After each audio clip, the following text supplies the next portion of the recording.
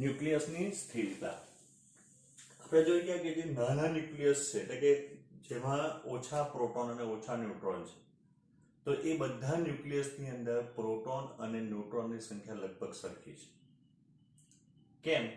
તો બધા પ્રોટોન વચ્ચે લાગતું જે અપાકર્ષી બળ છે, વિદ્યુત ચુંબકીય બળ કે કુલંબીય બળ, એ ન્યુટ્રોન અને પ્રોટોન ન્યુટ્રોન વચ્ચે લાગતા સ્ટ્રોંગ ન્યુક્લિયર બળથી સમતોલન પામતી હતી. પણ જેમ જેમ આપણે જોઈ ગયા છે કે ન્યુક્લિયસ મોટો થતો જાય એટલે કે ન્યુક્લિયસમાં પ્રોટોન કે ન્યુક્લિયોનની સંખ્યા વધતી જાય, એમાં ખાસ પ્રોટોનની સંખ્યા, તો એ પ્રોટોન વચ્ચે લાગતું જેમ કે અપાકર્ષી બળ જે છે એ એટલા જ નંબરના ન્યુટ્રોન સાથે મૂકવાથી સમતોલનતું નથી. એટલે જો આપણે એવો આલેખ દોરવામાં આવે કે જે આલેખ અહીંયા આપણે કે Z છે, અહીંયા A છે, તો આદર્શ પરિસ્થિતિ કેવી હોવી જોઈતી હતી? તો આદર્શ પરિસ્થિતિ જે છે એ આવી હોવી જોઈતી હતી કે જેને આપણે કે Z બરાબર A ની લાઈન કહી શકાય. કે આ બંને માટે Z/A નો ગુણોત્તર જે છે અથવા A/Z નો ગુણોત્તર એ છે તે 1 આવે. પણ આપણે જે જોવા જઈએ પ્રાયોગિક રીતે એટલે કે જે ખરેખર પરિસ્થિતિ છે તો શરૂઆતના જે એમાં બધા સમાન છે, લગભગ સરખા છે. પછી આ ગ્રાફ જે છે તે આ રીતે એટલે કે ન્યુટ્રોનની સંખ્યા વધતી જતી છે. ઘણા તો એવા પરમાણુ જે છે કે જેમાં ન્યુટ્રોનની સંખ્યા પ્રોટોનની સંખ્યા કરતા એટલે કે A/Z નો ગુણોત્તર 1 કરતા વધારે છે અને આ ગુણોત્તર 1/6 સુધી પહોંચે છે. તો જો આપણે એમ કહી શકાય કે અહીંયા જો બંને Z બરાબર A હતે, A બરાબર Z, તો એ સ્થિરતા રેખા ઉપર હતી. પણ ધીરે ધીરે જેમ જેમ અહીંયા ઉપર આ વધતા જાય તેમ ન્યુટ્રોનની સંખ્યા બી વધતી જાય. તો એમ જોવા જઈએ તો આપણે જો ન્યુક્લિયસ સ્થિરતા તો પણ પ્રાપ્ત કરે, પણ વધારે પડતા ન્યુક્લિયોનને લીધે શું થાય? કારણ કે એ અનસ્ટેબલ એટલે કે અસ્થિર બી બનતો જાય. એની પાસે જે સ્ટેબિલિટી માટે જે ઉર્જા હોવી જોઈએ એના કરતા પ્રમાણમાં વધારે ઉર્જા આવતી જાય. એટલે જેમ જેમ ન્યુક્લિયસ આ જ રેખા જે છે અહીંયા આના પર આવેલા તત્વો જે છે એ જેમ આ સ્થિરતા રેખા Z બરાબર A રેખાથી દૂર જતા જાય તેમ તેમ એ વધુ ને વધુ અનસ્ટેબલ બનતો જાય.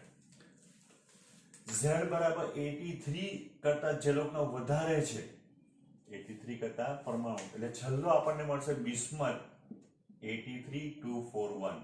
આ સૌથી મોટામાં મોટો સ્થાયી ન્યુક્લિયસ છે. જે બધા અસ્થાયી ન્યુક્લિયસ છે શું કરશે?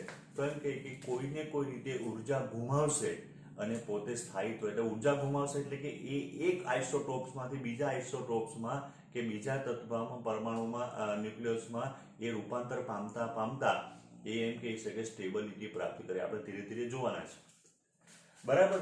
તો એમ કહી શકાય કે એનું રીઝન શું? તો વધારે પડતા ન્યુક્લિયોન કે Z બરાબર 83 કરતા વધારે જેનો પરમાણુ ક્રમાંક છે, તો એવા ન્યુક્લિયસો જે છે એવા ન્યુક્લિયસોને અનસ્ટેબલ ન્યુક્લિયસ કહેવાય કે જે લોકો રૂપાંતરણ પામતા રહે, એ લોકો વિખંડન દ્વારા એક અથવા તત્વોમાં રૂપાંતર પામતા રહે, પોતાનામાંથી અમુક ચોક્કસ કણો કે ઉર્જાનું ઉત્સર્જન કરીને એક અનસ્ટેબલમાંથી બીજા સ્ટેબલમાં ન્યુક્લિયસમાં એ ધીરે ધીરે રૂપાંતરણ જે છે તે પામતા રહે.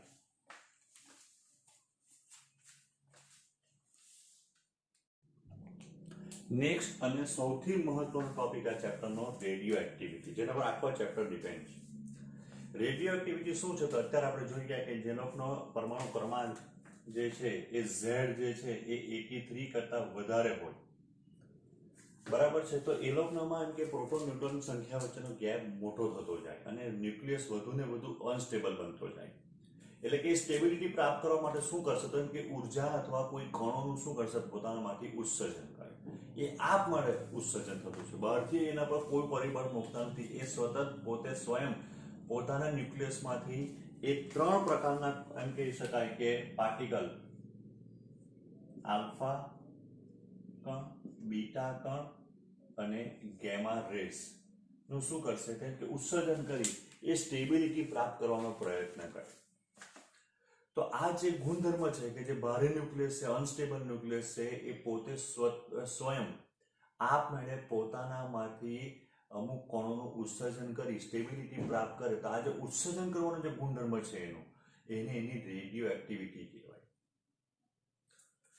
બરાબર, એ પોતાનામાંથી 3 આલ્ફા બીટા અને ગેમા કણ છે એટલે ગેમા રેઝ છે એનું શું કરશે, ઉત્સર્જન કરે.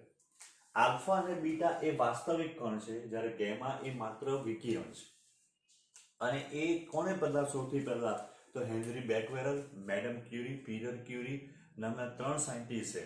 એમાં એ લોકોએ પીચબેન નામનો જે ખનિજ હતો એમાંથી પોલોનિયમ અને રેડિયમ એમ 2 રેડિયો એક્ટિવ તત્વો છૂટા પડ્યા અને તેના ઉપર પ્રયોગો કરીને એમણે ઘણા બધા રેડિયો એક્ટિવિટીને લગતા ગુણધર્મો, નિયમો બનાવ્યા ને એ લોકો માટે, એના માટે એ લોકોને નોબેલ પ્રાઇઝ બી આપવામાં આવેલું.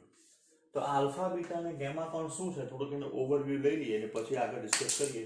તો આલ્ફા કણ એટલે શું છે, તો એ બીજું કંઈ નથી, એ 2He4 હિલિયમના ન્યુક્લિયસ છે. એમાં ઋણ વિદ્યુતભાર નથી, માત્ર ધન વિદ્યુત. બીટા કણ જે છે એ માત્ર ઇલેક્ટ્રોન છે અને ગેમા આપણે અત્યારે વાત કરી ગયા એ વિકિરણ છે. જે પ્રમાણે અનસ્ટેબિલિટી હશે એટલે જે પ્રમાણેની એનામાં વધારે અનસ્ટેબલ હશે તે પ્રમાણે આલ્ફા બીટા ગેમા બંને અથવા 3 એ ઉત્સર્જન કરીને કોઈ તત્વો જે છે એ ધીરે ધીરે એક આઇસોટોપ્સમાંથી બીજા આઇસોટોપ્સમાં અથવા બીજા ન્યુક્લિયસમાં શું થાય તો રૂપાંતરણ પામે અને સ્થાયિત્વ પ્રાપ્ત કરવાનો પ્રયત્ન કરે. આ જે ઘટના છે રેડિયોએક્ટિવની ઘટના એ 101% આપણે એમ કહી શકાય કે એ ન્યુક્લિયસ સાથે સંકળાયેલી છે. કેમ? તો એના 2 રીઝન છે, અથવા રેડિયોએક્ટિવના પહેલો આપણે એમ કહી શકાય કે ગુણધર્મ કે તમે બાહ્ય પરિબળ, તો બાહ્ય પરિબળ કયા કયા, તો બાહ્ય પરિબળ તાપમાન, દબાણ, વિદ્યુત ક્ષેત્ર, ચુંબકીય ક્ષેત્ર, આ કંઈ પણ લાગુ પાડો તો આ રેડિયોએક્ટિવનો દર બદલાતો નથી. સમજાવો. ઉદાહરણ તરીકે ધારો કે કોઈ તત્વમાંથી 1 સેકન્ડમાં 5 આલ્ફા કણો બહાર આવે છે, તો તમે તાપમાન વધારો તો બી એને ફરક નહીં પડે, 1 સેકન્ડમાંથી 5 આલ્ફા કણ જ બહાર આવે. દબાણ વધારો, ઘટાડો, વિદ્યુત ક્ષેત્ર લગાડો, ચુંબકીય ક્ષેત્ર લગાડો, કંઈ પણ કરો, બરાબર છે, તો આપણે એમ કહી શકાય કે બાહ્ય પરિબળ ગમે એટલું તમે એના પર બદલો તો એની અસર સીધી કોના ઉપર થશે, ઇલેક્ટ્રોન ઉપર થશે. ન્યુક્લિયસ, આ બધી ઘટના ન્યુક્લિયસ સાથે સંકળાયેલી હોવાથી જે તાપમાન, દબાણ, વિદ્યુત ક્ષેત્ર કે ચુંબકીય ક્ષેત્ર ગમે તે લાગુ પાડો એ બધાની અસર ઇલેક્ટ્રોન પર જલ્દી થશે, એને ન્યુક્લિયસ સુધી પહોંચતા અથવા પહોંચશે જ નહીં. બરાબર, એટલે આ ઘટના જે છે એ ન્યુક્લિયર ઘટના છે, કારણ કે આપણે એમ કહી શકાય બાહ્ય પરિબળ, દબાણ, તાપમાન, વિદ્યુત ક્ષેત્ર, ચુંબકીય ક્ષેત્રની એના પર રેડિયોએક્ટિવના દર પર કે રેડિયોએક્ટિવ પર કોઈ અસર થતી નથી. રેડિયો એક્ટિવિટી એટલે શું? ધારો કે રસ્તામાં ચાલતા આપણને કોઈ કાકા પૂછી લે ભાઈ રેડિયો એક્ટિવ એટલે શું, તેને એટલું જ કહેવાનું કે અમુક ન્યુક્લિયસમાંથી નીકળતા અમુક પ્રકારના કણો, બરાબર છે. કેમ ન્યુક્લિયસ? તો એમ કે ન્યુક્લિયસમાંથી જ્યારે એમ કે અનસ્ટેબલ એટલે અસ્થિર ન્યુક્લિયસ હોય કે જેની પાસે પ્રમાણમાં વધારે ઉર્જા છે એ અનસ્ટેબલ ન્યુક્લિયસ કહેવાય. તો એ સ્ટેબિલિટી પ્રાપ્ત કરવા માટે પોતાનામાંથી આલ્ફા બીટા ગેમા જેવા આલ્ફા બીટા કણ અને ગેમા વિકિરણ નું ઉત્સર્જન કરી સ્ટેબિલિટી પ્રાપ્ત કરવાનો જે ગુણધર્મ છે એ ગુણધર્મને શું કહેવાય તો રેડિયો એક્ટિવિટી કહેવાય. એને શું કહેવાય? Radio activity. બરાબર છે. ધારો કે આપણે એમ કહી શકાય કે એનો આલ્ફા કણ જે છે નીકળતો હોય તો 1 સેકન્ડમાં 5 આલ્ફા કણ નીકળતા છે. બરાબર. તો દબાણ, તાપમાન, વિદ્યુત ક્ષેત્ર કંઈ પણ વધારવાથી એમાંથી આલ્ફા કણ જે છે એ વધઘટ થતી નથી. બીજું કે જો તમે એનું સંયોજન બનાવો, બરાબર છે, બીજા કોઈ તત્વો સાથે એનું સંયોજન કરો તો પણ શું થાય તો પણ એમ કે એનો દર બદલાતો નથી. ધારો કે યુરેનિયમ પ્યોર છે, ખનિજ છે આપણી પાસે, અને એનું બીજા કોઈ આપણે તત્વ સાથે એનું સંયોજન કરીએ છતાં બી એની એક્ટિવિટીમાં ફરક પડતો નથી. કેમ? કારણ કે જ્યારે સંયોજન બને ત્યારે કાં તો ઇલેક્ટ્રોનની આપલે થાય, ઇલેક્ટ્રોનની ભાગીદારી થાય, બધું ઇલેક્ટ્રોનનું જ થાય, ન્યુક્લિયસનો સાથે કોઈ ફરક પડે નહીં. સાદામાં સાદું ઉદાહરણ, ધારો કે આપણને ખબર છે ભાઈ Na પ્લસ છે ને Cl માઇનસ છે, બંને ભેગા થઈ ગયા ને NaCl બનાવીએ તો ફરક શું પડે કે સોડિયમ ઇલેક્ટ્રોન જે છે એ ગુમાવે, ક્લોરીન ઇલેક્ટ્રોન મેળવે, પણ એના ન્યુક્લિયસમાં કોઈ ફરક પડતો નથી. સોડિયમ અને ક્લોરીનનું ન્યુક્લિયસ તેનું તે જ બને. એટલે જો સંયોજન કરવામાં આવે તો પણ શું થાય તો એમ કે સંયોજન કરવામાં આવે તો પણ એમ કહી શકાય કે એનો દર કે એની એક્ટિવિટીમાં કોઈ ફરક પડતો નથી. એટલે આ 2 મુદ્દાઓ પરથી આપણે એવું કહી શકાય કે રેડિયો એક્ટિવિટીની ઘટના જે છે એ ઘટના ન્યુક્લિયર ઘટના છે એમ કહેવાય. હવે એક નજર થોડીક આપણે આલ્ફા બીટા અને ગેમા રેઝ ઉપર નાખીએ અને એનું ડિસ્કશન કરીએ. આલ્ફા કણ, બીટા કણ અને ગેમા વિકિરણ. ધારો કે આપણી પાસે કોઈ રેડિયોએક્ટિવ સબસ્ટન્સ છે, કોઈ પદાર્થ છે, એને આપણે ધારો કે આ રીતના કોઈ લેડની શીટની વચ્ચે મૂકેલો છે. આ લેડની શીટ છે, અહીંયા એ પદાર્થ છે. એ પોતાના ન્યુક્લિયસમાંથી ધારો કે આલ્ફા, બીટા અને ગેમાનું ઉત્સર્જન કરતો હોય, તો આપણે વિદ્યુત ક્ષેત્ર લાગુ પાડેલું હોય અહીંયા, ધારો કે અહીંયા પ્લસ છે, અહીંયા માઇનસ છે. તો આમાંથી જે આલ્ફા કણ જે નીકળશે એ આલ્ફા કણ જે છે એ આ જે ઋણ પ્લેટ છે એના તરફ આકર્ષાશે. જે બીટા કણ જે છે એ બીટા કણ ધન પ્લેટ તરફ આકર્ષાશે.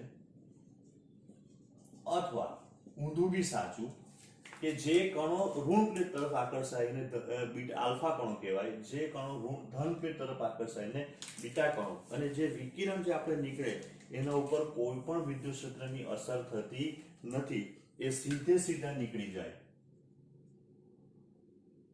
આ છે ગેમા. એના ઉપર વિદ્યુત ક્ષેત્રની કોઈ અસર થતી નથી. હવે થોડુંક આપણે આલ્ફા કણ વિશે ચર્ચા કરીએ. તો આલ્ફા કણ કોણ છે? તો આપણે અત્યારે જોઈએ કે આલ્ફા કણ જે છે એ 2e જેટલો વિદ્યુત ભાર ધરાવે, બરાબર છે. એ હિલિયમના ન્યુક્લિયસ છે. એ હિલિયમના ન્યુક્લિયસ છે. એને આપણે એમ બી કહી શકાય કે એ ડબલ આયોનાઇઝ્ડ છે.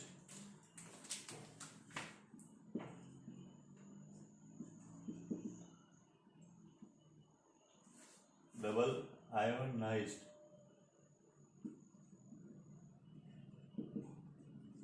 હિલિયમ છે.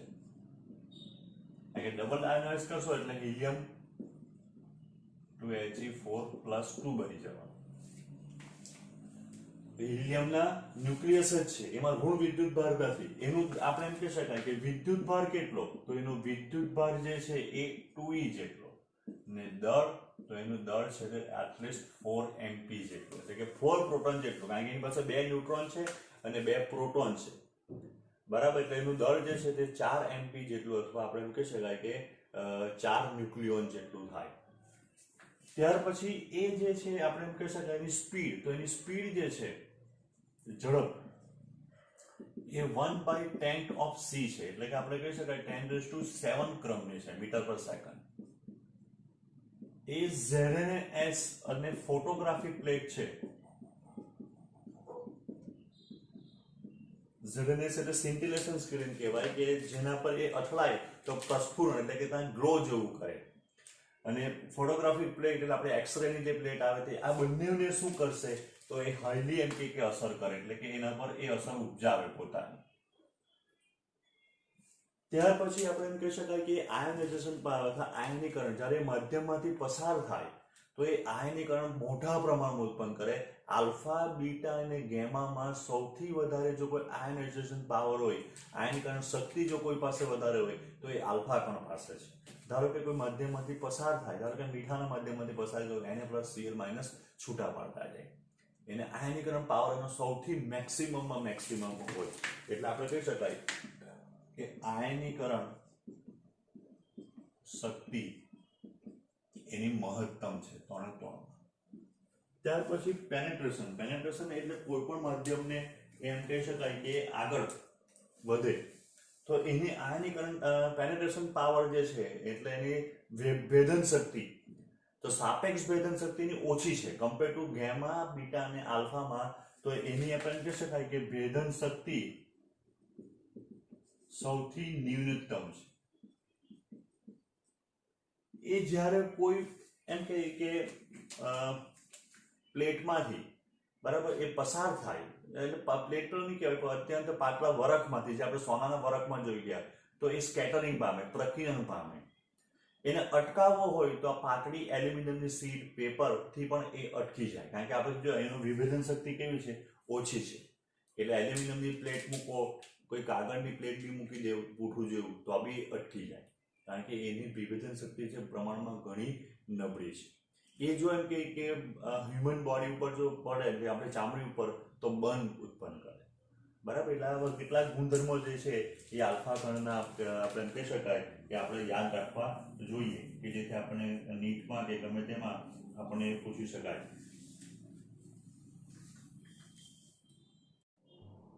હવે બીટા કણ એ બીજું કંઈ જ નથી, એ માત્ર એક પ્રકારના ઇલેક્ટ્રોન છે જે ન્યુક્લિયસમાંથી બહાર આવે છે. બરાબર, આપણે જોઈ ગયા છે કે એ ધન પ્લેટ તરફ આકર્ષાય એટલે સ્વાભાવિક છે કે એ ઋણ વિદ્યુત ભારિત કણ છે, આપણે એમ કહી શકાય.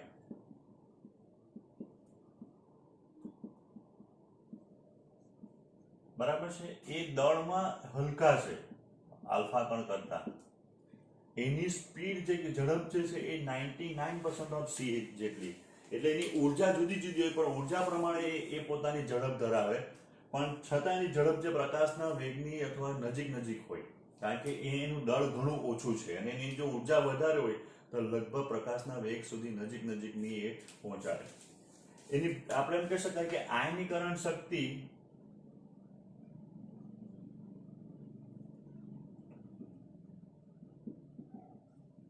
આલ્ફા કરતા ઓછી છે. જે આલ્ફાની આયનીકરણ શક્તિ મળે એના કરતા ઓછી છે, પણ ગેમા કરતા વધારે છે. એની ભેદન શક્તિ આલ્ફા કરતા વધારે છે. છતાં બી આપણે એમ કહી શકાય 5 મિલીમીટરની જો એલ્યુમિનિયમની પ્લેટ કે શીટ હોય તો એના દ્વારા એ એબ્ઝોર્બ કરી શકે. બીટા કણનો બીજો સૌથી ઇમ્પોર્ટન્ટ જે છે એ ગુણધર્મ કે જ્યારે બીટા કણ ઉત્સર્જિત થાય ત્યારે એકલા ઉત્સર્જિત થતા નથી, એની સાથે ન્યુટ્રિનો કે એન્ટ્રી ન્યુટ્રિનો નામના કણ પણ ઉત્સર્જિત થાય. એ આપણે બીટા કણ ઉત્સર્જન જે ડિટેલમાં ભણીશું ત્યારે જોઈશું. એટલે કે એ પોતાની સાથે ન્યુટ્રિનો નામના કણનું પણ શું કરે, કેમ કે ઉત્સર્જન કરે. ત્યાર પછી આપણે એ તો જોઈ ગયા છે કે એ ફોટોગ્રાફિક પ્લેટ ને એ પણ ફોટોગ્રાફિક પ્લેટ છે. ત્યાર પછી કેલ્શિયમ ક્લોરાઇડની પ્લેટ બનેલી હોય, ફ્લોરોસન્ટ સ્ક્રીન હોય, એ બધાને જે છે એ હાઈલી ઇફેક્ટ કરે. કોણ? તો બીટા કણ.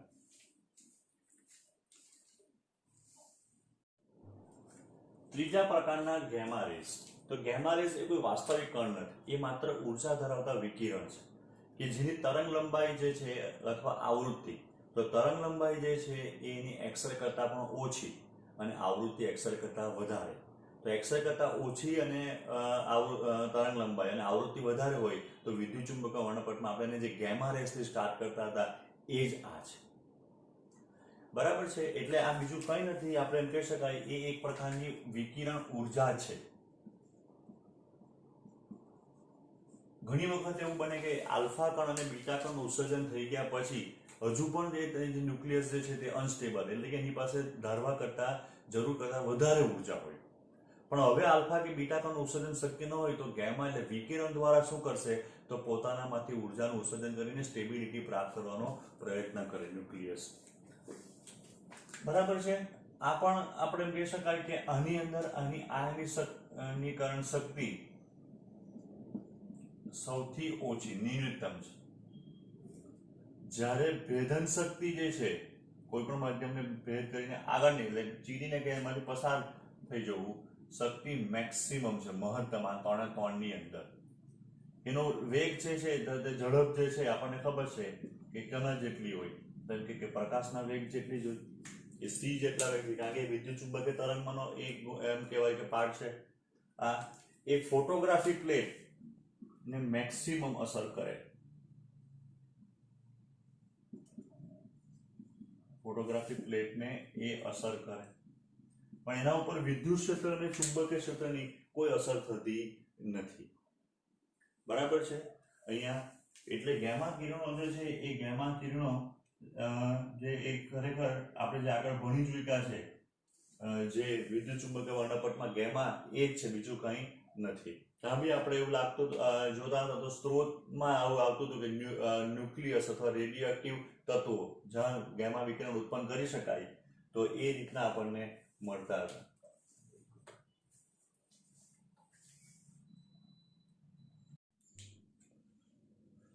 રેડિયો એક્ટિવિટી માટે ચરઘાતાંકીય નિયમ. હવે રેડિયો એક્ટિવ માટે ચરઘાતાંકીય નિયમ જોતા પહેલા આપણે જોઈએ કે આ નિયમની અથવા જરૂર શું પડી અથવા કેમ નિયમ લાગુ પાડવો પડે. તો એના માટે શબ્દ છે કે ધારો કે કોઈ ન્યુક્લિયસ અથવા પરમાણુનું વિભંજન અથવા વિભંજન દર. તો પરમાણુ કે ન્યુક્લિયસનું વિભંજન એટલે શું? તો ધારો કે માની લે કે આપણી પાસે આ કોઈ રેડિયોએક્ટિવ તત્વ છે. માની લે કે આપણી પાસે આ યુરેનિયમ U92-235 નો કોઈ ન્યુક્લિયસ છે. આ અનસ્ટેબલ ન્યુક્લિયસ છે. આપણે જોઈ ગયા છે કે Z બરાબર 83 કરતા વધારે જેના પરમાણુ ક્રમાંક હોય તે બધા જે છે તે અનસ્ટેબલ ન્યુક્લિયસ કહેવાય. આ અનસ્ટેબલ છે એટલે કે આની પાસે એની જે સ્ટેબિલિટી પ્રાપ્ત કરવા માટે જે ઉર્જા જોઈતી હોય એના કરતાં એની પાસે વધારે ઉર્જા છે. એની પાસે ન્યુક્લિયોનની સંખ્યા વધારે છે. તો માની લે કે એ પોતાનામાંથી શું કરશે? તેમ કે આલ્ફા કણનું શું કરે? તેમ કે ઉત્સર્જન કરે.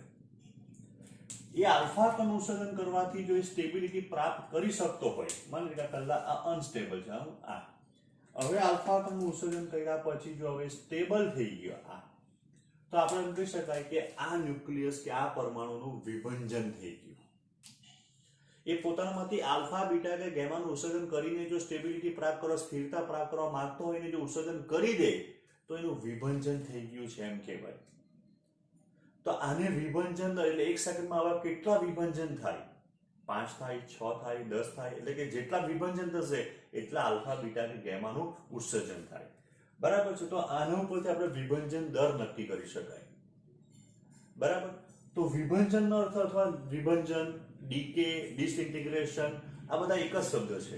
તો એનો અર્થ એમ થાય કે ધારો કે કોઈ ન્યુક્લિયસ એની પાસે ધારવા કરતાં વધારે ઉર્જા છે, ન્યુક્લિયસની સંખ્યા વધારે છે, તો પોતાનામાંથી આલ્ફા બીટા કે ગામાનું ઉત્સર્જન કરીને એ સ્ટેબિલિટી પ્રાપ્ત કરવા માંગતો હોય અને એ જો એનું ઉત્સર્જન કરી દે તો એમ માનવાનું કે એનું વિભંજન થઈ ગયું છે, એનું ડીકે થઈ ગયું છે.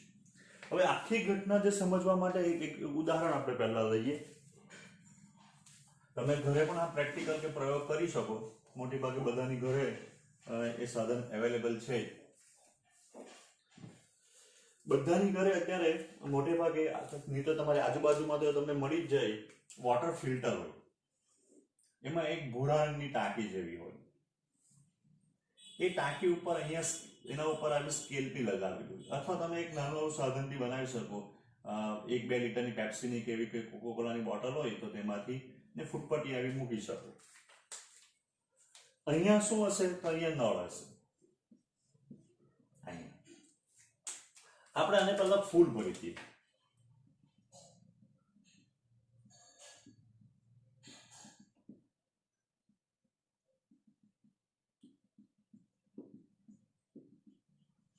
એટલે આપણી પાસે કોઈ H0 જેટલી ઊંચાઈ વાળું અત્યારે પાણી છે. આ નળ અત્યારે બંધ છે. બરાબર. હવે તમને અહીંયા કેટલી ઊંચાઈનું છે તમને ખબર પડે. ધારો કે આ આપણે માની લઈએ કે 25 સેન્ટીમીટર જેટલું છે. t બરાબર 0 સમય. પછી તમે એને નળ જે છે તે ઓપન કરો એટલે સ્વાભાવિક છે કે અહીંયાથી પાણી પડવાનું. આ જે પાણી પડી ગયું ને, જતું રહ્યું ને, વહી ગયું, એનું વિભંજન થઈ ગયું એમ માનાય. એનું વિભંજન થઈ ગયું. તો દર 30 સેકન્ડ પછી તમે એ ઊંચાઈ નોંધતા જાઓ. તો શરૂઆતમાં તમે જોજો કે આમાંથી પાણી જે છે એ ફૂલ સ્પીડમાં બહાર આવે. એટલે કે એનું વિભંજન દર કે એમાંથી વહેવાનો દર જે છે તે વધારે હોય. એટલે આપણે એમ કહી શકાય કે વિભંજન દર વધુ હોય. જેમ જેમ ઊંચાઈ ઘટતી જશે તેમ તેમ અહીંયાથી પાણી ધીમે ધીમે પડવા માંડે. તો આપણે એમ કહી શકાય કે આનો જો તમે આલેખ ડ્રો કરો, h વર્સિસ t નો, એટલે કે ઊંચાઈ વર્સિસ સમયનો. અહીંયાથી 90, અહીંયા 90 આવશે, 120, 150, અહીંયા ઊંચાઈ 25, 24 આવી રીતના. બરાબર છે. તો તમે જોશો એ ગ્રાફ કેવો આવશે ખબર? એ ગ્રાફ આવો આવશે. એને ચર ઘાતાંકીય ઘટાડો કહેવાય. શરૂઆતમાં એ ઘટાડો બહુ ઝડપથી ઘટે ને પછી ધીરે ધીરે ધીરે ધીરે ધીરે ધીરે ઘટે. તો આને ચર ઘાતાંકીય ઘટાડો કહેવાય. તો તમે જો કે આ વહન દર જે છે આ બરાબર છે, એ વહન દર કોના ઉપર ડિપેન્ડ કરે? આની ઊંચાઈ ઉપર ડિપેન્ડ કરે. પહેલા વહન દર કેમ વધારે હતો? કારણ કે અહીંયા પાણીની ઊંચાઈ વધારે હતી. તો પાણીની ઊંચાઈ એટલે આ પાણીના આ પાણીમાં ફરક શું? તો આ પાણીનું વિભંજન થવાનું બાકી છે, આ પાણીનું વિભંજન થઈ ગયું એમ કહેવાય. એટલે કોઈ પણ સમયે વિભંજન દર એ અવિભંજિત પાણી ઉપર આધારિત છે.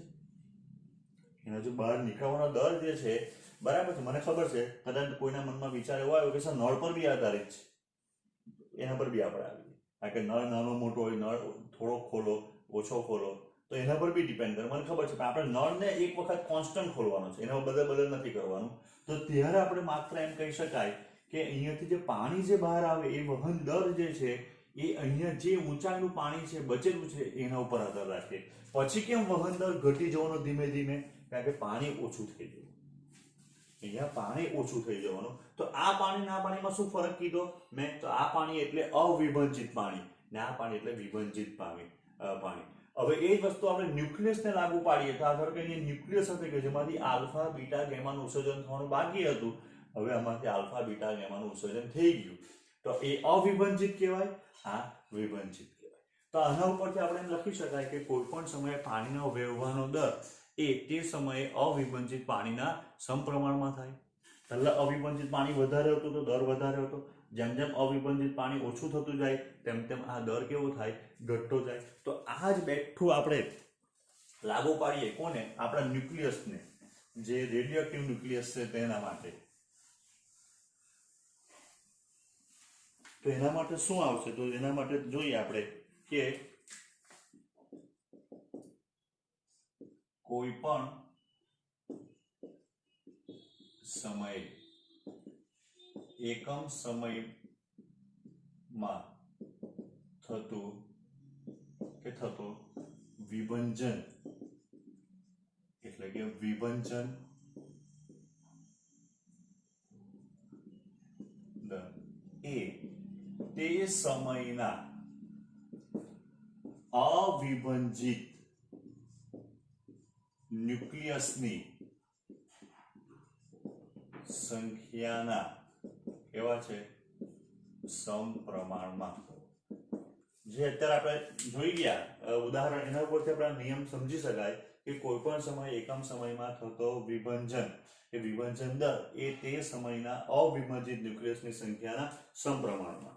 ધારો કે આપણે એવી કન્ડિશન લઈએ કે આપણી પાસે t બરાબર 0 સમયે n0 શું છે? અવિભાજિત ન્યુક્લિયસ કે પરમાણુની સંખ્યા. t બરાબર t સમયે આપણી પાસે n જે છે એ n જેટલા અવિભાજિત ન્યુક્લિયસની સંખ્યા. ઉદાહરણ તરીકે મારે આ 100 છે અને આ 70 છે, તો 100 - 70 એટલે 30 નું વિભાજન થઈ ગયું, એટલે કે 30 ન્યુક્લિયસ એવા છે જેમાંથી આલ્ફા બીટા ગેમા જે ઉત્સર્જન પામવાના હતા એ પામી ચૂક્યા. બરાબર છે. તો હવે આપણે એમ કહી શકાય કે કોઈ પણ t સમયે dN/dt વિભાજન દર, તો આવું જ કહેવાય. દર એટલે સમયની વિભાજન દર, એકમ સમયમાં વિભાજન થતા. બરાબર છે.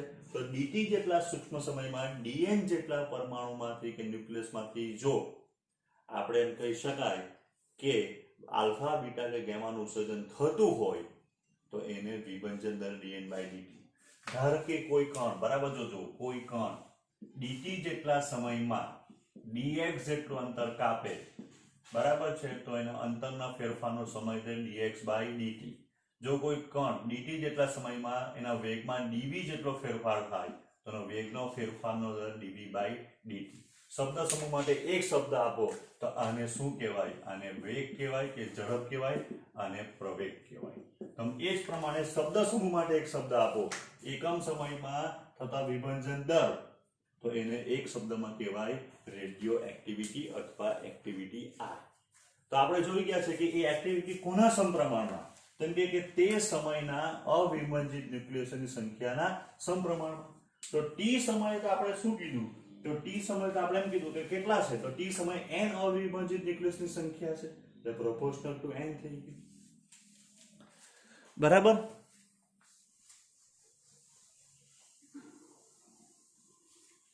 ચાલો, તો therefore હવે બધું મેથ્સ જ છે કે ભાઈ dN/dt is equals to minus lambda, જ્યાં લેમ્ડા ને શું કહેવાય? તો રેડિયો એક્ટિવ નિયતાંક. અથવા એને ચર ઘાતાંકીય નિયતાંક અથવા ક્ષય નિયતાંક.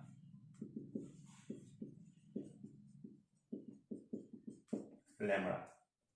ઋણ નિશાની કેમ આવી? તો ઋણ નિશાની એટલા માટે આવી કારણ કે જેમ જેમ સમય જાય તેમ દર ઘટતો જાય. જો સમય સાથે વેગ ઘટતો જતો હોય તો એ બરાબર આપણે માઇનસ ડીવી બાય ડીટી લખવું પડે.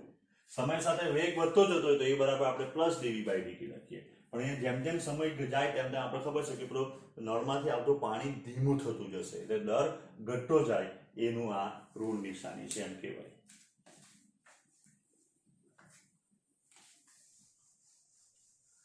હવે આખી ઘટનાનું જો આપણે સંકલન કરીએ તો આપણે કહી શકાય કે dn by n equals to minus lambda dt. હવે જો સંકલન કરતા અહીંયા જરાક સમયને આપણે સંકલન કરીએ બરાબર છે. તો સંકલન માટે 1/n નું સંકલન થાય ln n minus lambda t plus c. બરાબર છે, સમજાવ. 1/x નું સંકલન ln x થાય, ઘણી વખત આવી ગઈ. માઇનસ તેમ તો તેમ લેમડા અચળ એટલે ત્યાં dt નું સંકલન થઈ ગયું t વત્તા c. જો અહીં આપણે લિમિટ નથી મૂકી અને અનિયત સંકલન કે આપણને એક્ઝેક્ટ ખબર નથી કે કઈ જગ્યાએ અથવા કયા સમયે એ t0 n0 માંથી n થવાના છે. બરાબર છે. તો હવે આપણે એમ કહી શકાય કે જ્યાં c શું છે એમ કે સંકલનનો એ અચળાંક છે. એ શોધવું હોય તો આપણી પાસે શરત છે કે t બરાબર 0 સમયે n બરાબર કેટલા છે n0. t બરાબર 0 અવિભાજ્ય નિષ્ક્રિય સંખ્યા કેટલી n0. તો હવે ln n0 બરાબર લેમ્ડા t બરાબર 0 તો c. તો c બરાબર આપણને શું મળી ગયું ln n0 મળી ગયું. તો therefore હવે ln n બરાબર minus lambda t plus c ની કિંમત મૂકો ln n0.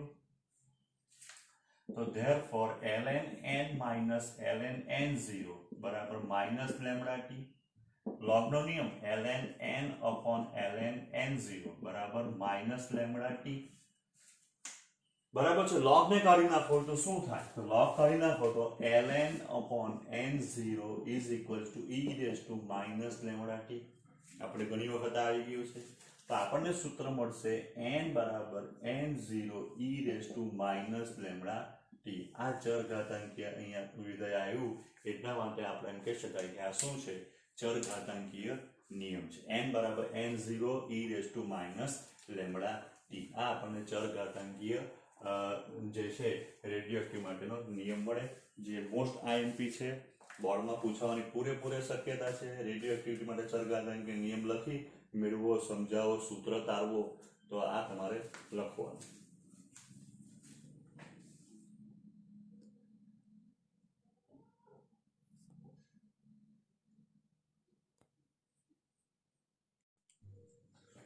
આપણે એવું સાબિત કરી ગયા કે dn by dt is equals to minus lambda n.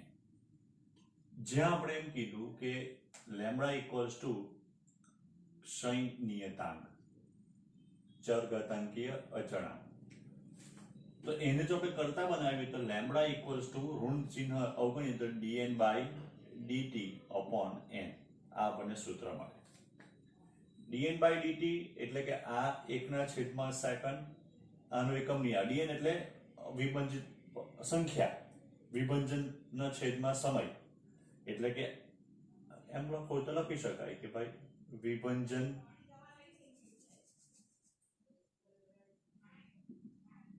ના છેદમાં સમય એટલે વિભંજનની સંખ્યા અને આ આપણે કહેવાય શકાય કે અવિભંજિત ન્યુક્લિયસની સંખ્યા. એટલે આનું જે એકમ આવશે એ 1/સેકન્ડ એટલે કે સેકન્ડ ઇનવર્સ. બીજો એનો એકમ આવશે મિનિટ ઇનવર્સ. બરાબર છે. જેટલા બી સમયના એકમ આવે બધા કયા કયા? સેકન્ડ ઇનવર્સ, મિનિટ ઇનવર્સ, કલાક ઇનવર્સ, દિવસ ઇનવર્સ, વર્ષ ઇનવર્સ, મહિનો ઇનવર્સ, સદી ઇનવર્સ, ગમે તે બધા એના એકમ આવી શકે. કારણ કે લેમ્ડા પરથી નક્કી થશે કે એ તત્વ કેટલા ટાઈમ સુધી એ રેડિયોએક્ટિવિટીનો ગુણધર્મ ધારણ કરશે અથવા વિભંજનની સંખ્યા કેમ ધીરે ધીરે બદલાય. સમજાવો. જેનો લેમડા મોટો હશે, જેનો લેમડા મોટો હોય, તો જેનો લેમડા મોટો હોય તે અલ્પજીવી તત્વ કહેવાય. લેમડા નાનો તેમ તે તત્વ દીર્ઘજીવી. હવે અલ્પજીવી ને દીર્ઘજીવી એટલે ધારો કે કોઈ ન્યુક્લિયસ છે, એ ન્યુક્લિયસમાંથી આલ્ફા કણ નીકળી ગયું, એનું વિભંજન થઈ ગયું. હવે આપણે કોઈ આખો સબસ્ટન્સ લીધો હોય કે બહુ બધા ન્યુક્લિયસ છે એની અંદર, બરાબર છે, તો ધીરે ધીરે ધીરે આમાંથી આલ્ફા નીકળતા જાય, તો જ્યાં સુધી આલ્ફા કણો નીકળતા અને રેડિયો એક્ટિવિટીની ઘટના ચાલુ રહેતી હોય ત્યાં સુધી એમ કહી શકાય એ તત્વ જીવતું છે, અથવા એ તત્વ હજુ રેડિયો એક્ટિવિટીની આપણને ઘટના આપતું છે. તો જેનો લેમડા સૈન્યતાંક મોટો હશે તેમાં ફટાફટ શું થાય, તો એમ કે વિભંજન થાય, ને જેનો નાનો હોય તેમાં ધીમે ધીમે થાય, એક નીકળે પછી થોડો વાર બીજો, આ રીતે. એટલે આપણે એમ કહી શકાય કે લેમડા એ સૈન્યતાંક પરથી એનો જીવનકાળ નક્કી થાય. બીજું, આપણે જો ઉદાહરણ જોઈ ગયા પેલું કન્ટેનર વાળું તમને બતાવ્યું હતું કે એમાં પાણી ભરેલું, તો એમાં નળ જે છે ને, નળ એ લેમડા છે. અને આપણે યાદ કરો, મેં તમને કીધેલું કે નળ એકવાર ખોલ્યો તે અચળ હોય, એટલે લેમડા જે છે તે અચળ હોય. જો તમે નળ મોટો ખોલશો તો પાણી ફટાફટ જતું રહેશે, નળ તમે નાનો ખોલશો તો પાણી ધીમે ધીમે જશે, વધારે જોરમાં પાણી જશે તો પાણી જલ્દી ઓછું થઈ જશે, પૂરું થઈ જશે, ધીમે ધીમે પાણી જશે તો પાણી લાંબા સમય સુધી ચાલશે. એટલે આપણે એમ કહી શકાય કે લેમડા એટલે આપણું જે ઉદાહરણ હતું એ ઉદાહરણની અંદર પેલો નળ. હવે આપણે જોઈએ અર્ધ આયુ અથવા અર્ધ આયુ સમય.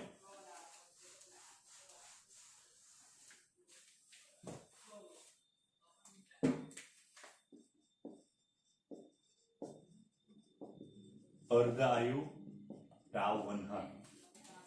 હવે અર્ધ આયુ એટલે શું અને એને કેમ આપણે ગણતરી કરવી પડે તેની આપણે પહેલા ચર્ચા કરીએ. તો અર્ધ આયુની અંદર અથવા શોધવા માટે આપણે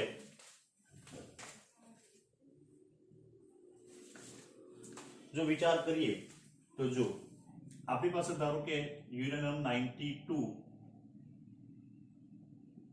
238 નો એક ન્યુક્લિયસ, એ પોતાનામાંથી એક આલ્ફા કણનું ઉત્સર્જન કરશે અને થોરિયમ 234 બની જાય. હવે આ બધા જ જે ન્યુક્લિયસ છે એ બધા જ ન્યુક્લિયસ આપણે માની લઈએ યુરેનિયમ 238 ના છે. પણ આમાંથી ધારો કે આલ્ફા કણ આજે નીકળ્યો તો બાજુવાળામાંથી આલ્ફા કણ અત્યારે બી નીકળે, કાલે બી નીકળે, 100 વર્ષ પછી બી નીકળે, બરાબર. એટલે કે ધીરે ધીરે એમાંથી આલ્ફા કણનું શું થાય, કેમ કે ઉત્સર્જન થાય. સાદી ભાષામાં બોલીએ તો એક જ સમયે એકી સાથે બધા ન્યુક્લિયસો જો આલ્ફા કણનું ઉત્સર્જન કરવાના હોય તો કરી દેતા નથી. શા માટે, એનો જવાબ આપણે પાછળથી જોઈશું. એટલે આપણે એમ કહી શકાય કે ધારો કે આપણે 100 પરમાણુ લઈને કે 100 ન્યુક્લિયસ લઈને પ્રેક્ટિકલ સ્ટાર્ટ કર્યો હોય, 100 માંથી 50 થતા જે કે સમય લાગે એ સમયને એનો ટાઉ1/2 કે અર્ધાયુ કહેવાય. જેટલા સમયમાં અવિભાજિત ન્યુક્લિયસોની સંખ્યા પ્રારંભમાં અવિભાજિત ન્યુક્લિયસ સંખ્યા હતી તેના કરતા અડધી થઈ જાય, એટલે કે અડધામાંથી આલ્ફા બીટા કે ગેમાનું ઉત્સર્જન થવાનું હોય અને થઈ જાય તો આપણે એમ કહી શકાય કે એનું વિભંજન થઈ ગયું. એનું શું થઈ ગયું? વિભંજન થઈ ગયું, બરાબર છે. તો 100 થી સ્ટાર્ટ કરવું એટલે 50 થાય, 80 લઈને નીકળો એટલે 40 થાય, તો એ જે સમયગાળો છે એ સમયગાળાને શું કહેવાય, તો એ સમયગાળાને અર્ધાયુ કહેવાય. આપણે હવે એ અર્ધાયુનું સૂત્ર તારવવાનું છે. તો આપણી પાસે t બરાબર 0 સમય અવિભાજિત ન્યુક્લિયસ ની સંખ્યા કેટલી છે, આપણે કેટલી લેતા છે તો માની લે કે n0. t બરાબર t સમય અવિભાજિત ન્યુક્લિયસની સંખ્યા કેટલી? આ n. તો આપણે 11મા ધોરણમાં પેલું ભણી ચૂકેલા છે અવમંદન, a/2 એનો ક્રમ વિસ્તાર અડધો થતા ચોથા ભાગનો સમય. તો n બરાબર કેટલા થવા જોઈએ? તેમ કે n0/2. n બરાબર કેટલા થવા જોઈએ? જે પ્રારંભ હતા એના કરતા અડધા થઈ જવા જોઈએ. તો આપણી પાસે સૂત્ર છે n બરાબર n0 e raised to minus lambda t, n by n0/2 e raised to minus T બરાબર હવે કેટલા થઈ ગયા ટાઉ 1/2 એટલે કે જ્યારે ટી બરાબર ટાઉ 1/2 થાય ત્યારે n બરાબર n0/2 થાય અડધા રહી જાય અવિભાજિત કેન્સલ થઈ ગયું 1/2 બરાબર e raise to minus tau 1/2 બરાબર e રેઝ ટુ અથવા 1/2 e raise to lambda tau 1/2 minus plus થઈ ગયું નીચે આખું ઉલટાવી કાઢીએ તો 2 બરાબર e રેઝ ટુ ટાઉ 1/2 તો હવે ln 2 બરાબર લેમ્ડા ઇન્ટુ ટાઉ 1/2 તો હવે ln 2 એટલે 2.303 log 2 બરાબર લેમ્ડા ઇન્ટુ ટાઉ 1/2 2.303 log એટલે 0.30 log 2 એટલે ટાઉ 1/2 તો therefore આનો ગુણાકાર આપણને ખબર છે 0.693 લેમ્ડા ઇન્ટુ ટાઉ 1/2 તો ટાઉ 1/2 બરાબર આપણને મળશે 0.693 upon લેમ્ડા આપણને મળશે ટાઉ 1/2 બરાબર 0.693 upon લેમ્ડા તો આ અર્ધાયુ શોધવા માટેનું સૂત્ર થયું હવે સૈન્યતાંક ખબર હોય તો અર્ધાયુ મળી જાય અર્ધાયુ ખબર હોય તો સૈન્યતાંક મળી જાય હવે સરેરાશ જીવનકાળ તો જે એવરેજ સમય સુધી એટલે કે સરેરાશ સમય સુધી કોઈ પણ સબસ્ટન્સ કે રેડિયોએક્ટિવ ન્યુક્લિયસ પોતાની એક્ટિવિટી ચાલુ રાખે તો એ સમયગાળાને આપણે એમ કહી શકાય કે સરેરાશ જીવનકાળ જો એનો દર એક સરખો હતો એક સરખો બરાબર છે તો સરેરાશ જીવનકાળ અને અર્ધાયુ સમાન હોતે સમજાવો કે જો આપણે પેલો આલેખ ડ્રો કર્યો એ આલેખ આવો આવતે જે મેં તમને બતાવેલો પેલું હા એની જગ્યા પર આલેખ આવો આવતે આમાં શું દર એક સરખો છે જેટલા સમયમાં એમ ધારો કે 100 લઈને સ્ટાર્ટ કર્યું તો જેટલા સમયમાં 100 થી 50 થાય એટલા સમયમાં 50 થી 0 થાય પણ અહીંમાં ઓરિજિનલમાં એવું નથી જેટલા સમયમાં 50 થાય એના કરતા વધારે સમય લાગે 50 થી 0 થતા ધારો કે ઊંચાઈની વાત કરીએ આપણે તો પાણી 50 સેન્ટીમીટર સુધી ભરેલું છે 100 સેન્ટીમીટર સુધી તો ધારો કે 10 સેકન્ડમાં પાણી 50 પર આવી ગયું તો હવે અડધું ખાલી થઈ ગયું તો બાકીનું અડધું ખાલી થતા માટે 25-30 સેકન્ડ લાગે એ સમય જુદો આવે ઓરિજિનલ જો એવું બનતે કે પાણી એવી રીતના નીકળતે કે પહેલા 100 થી 50 થતા 10 સેકન્ડ લાગી બીજી 50 થી 0 થતા બી 10 સેકન્ડ લાગી તો જે અર્ધાયુ આવતે તે જ એનો સરેરાશ જીવનકાળ આવતે તો આલેખ આપણને આવું મળતે દર એનો કોન્સ્ટન્ટ હવે પણ અહીંયા એનો દર કોન્સ્ટન્ટ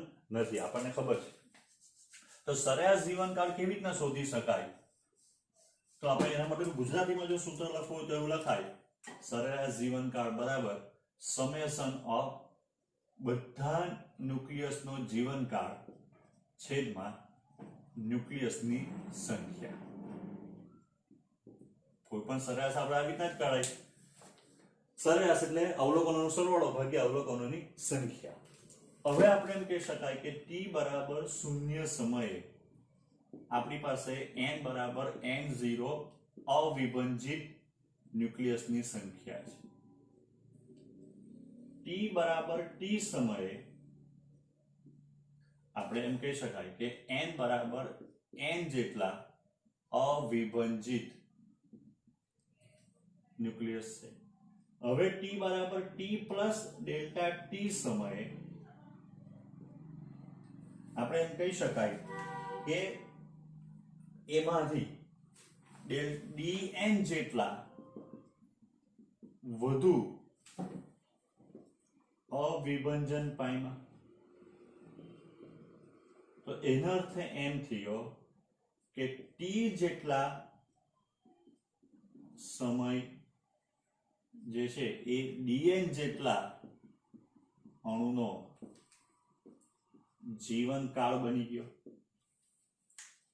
બરાબર, ટી જેટલો સમય, બરાબર. એટલે ટી બરાબર કેટલા, તો અહીંયા આપણે એમ કહી શકાય કે ટી બરાબર 0 સમય, n બરાબર n0 અવિભાજિત, ટી બરાબર t સમય n જેટલા અવિભાજિત. હવે ટી બરાબર t પ્લસ ડેલ્ટા, એટલે આપણે એમ કહી શકાય કે t થી t પ્લસ ડેલ્ટા t જેટલા સમયગાળામાં dn જેટલા જે છે તે વધુ વિભંજન પામ્યા. એનો અર્થ એમ થયો કે dn જેટલા જે છે એ t સમય સુધી જીવતા રહ્યા કે અવિભાજિત રહ્યા. તો હવે ટાઉ બરાબર આપણે સૂત્ર લખી શકાય કે ઇન્ટિગ્રેશન,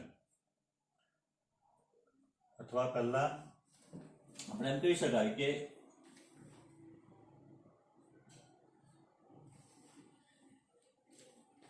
n0 જેટલા, અથવા એને ડાયરેક્ટ સૂત્રમાં જ લખી દઈએ આપણે, n0 જેટલા ન્યુક્લિયસનો જીવનકાળ, તો એ integration 0 to n t into dn. dn ના જેટલો કેટલો થયો n, તો આપણે કહી શકાય કે n0 માટે કેટલો થાય, તો 0 to dn જેટલો થાય ઇન્ટિગ્રેશન. તો હવે ટાઉ બરાબર આપણે લખી શકાય integration 0 to n0 t into dn upon n0. બધાનો જે સરેરાશનો સરવાળો, જીવનકાળનો ભાગ્યા ન્યુક્લિયસની સંખ્યા. હવે આપણી પાસે સૂત્ર છે n બરાબર n0 a raised to minus lambda t. આપણને જોતું છે dn, તો dn બરાબર n0 minus lambda આગળ આવ્યો e raised to minus lambda t. e raised to ax નું સંકલન વિકલન થાય a e raised to ax, એટલે a બરાબર minus lambda છે એટલે minus lambda આગળ આવી ગયો, બરાબર, into dt. બરાબર. હવે કિંમત મૂકીએ તો 0 to n0 minus lambda t તો ખરો જ આવ્યો, dn ની કિંમત મૂકું છું e raised to minus lambda t dt upon n0. તો ટાઉ બરાબર 0 to n0 minus lambda e raised to minus lambda t dt. આ આપણને સૂત્ર મળે.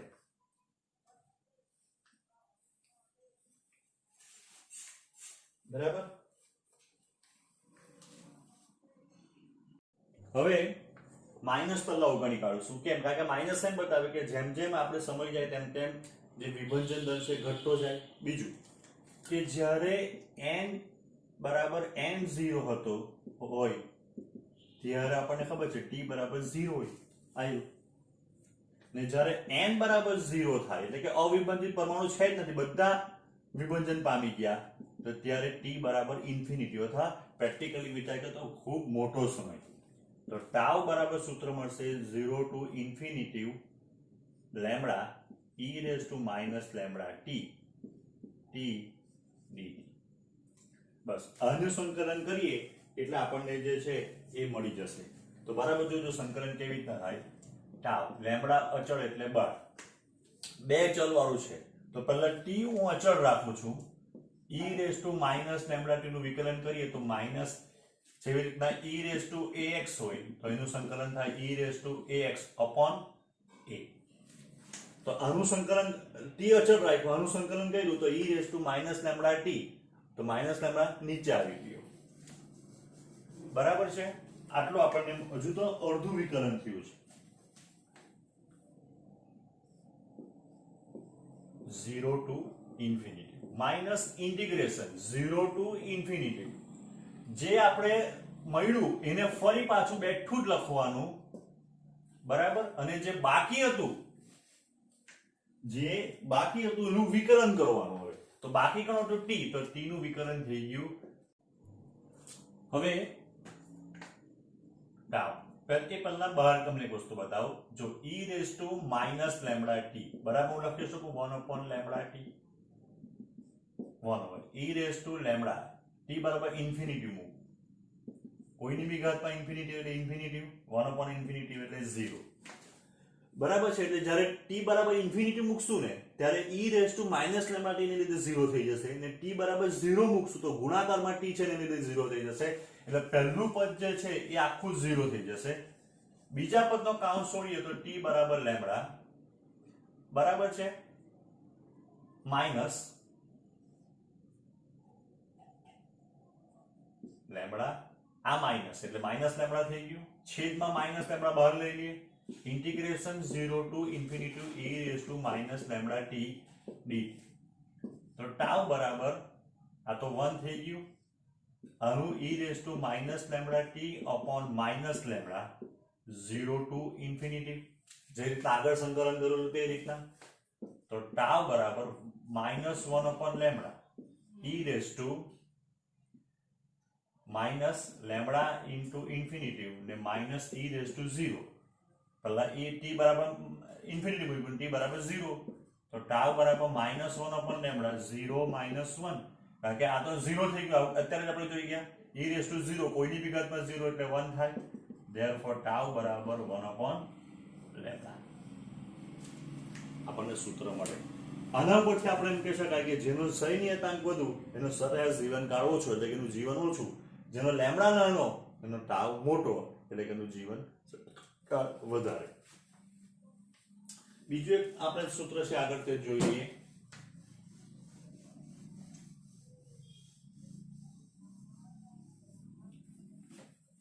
આગળ જે આપણે સૂત્ર તારવેલું છે કે ટાઉ 1/2 બરાબર 0.693 ડિવાઇડેડ બાય લેમ્બડા. તો ટાઉ 1/2 બરાબર 0.693, 1 અપોન લેમ્બડા એટલે તો થઈ ગયું ટાઉ.